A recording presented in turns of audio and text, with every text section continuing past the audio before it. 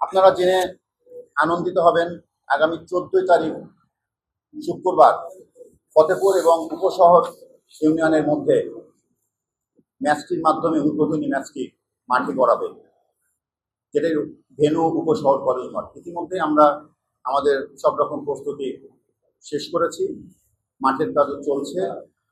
15টি union তাদের দল সহ প্রত্যেকটি দল তারা প্র্যাকটিস শুরু করেছে বেশ কিছুদিন আগে। একটি করে তাদের সাথে আমাদের জেলা দলের সাবেক খেলোয়াড় বা কোচ আমরা প্রোভাইড করেছি তাদের সুবিধার্থে, ছেলেগুলোকে উজ্জীবিত করবার জন্য, তাদের খেলার বিভিন্ন কৌশল টেকনিক শেখাবার জন্য। 1 লক্ষ টাকার নগদ অর্থ এবং সাথে চ্যাম্পিয়ন ট্রফি, আর রানার আপ 50,000 টাকা, সাথে ট্রফি। আর প্রত্যেকটা ম্যাচে ম্যান অফ দ্য ম্যাচের পুরস্কার আছে, ম্যান অফ দ্য টুর্নামেন্টের পুরস্কার আছে।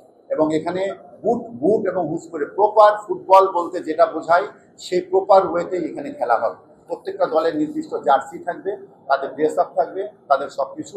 মাঠগুলো আমরা ইতিমধ্যে কিছু কিছু মাঠের সংস্কার প্রয়োজন, সেটা আমরা ইতিমধ্যে কার্যক্রম চলছে আমাদের।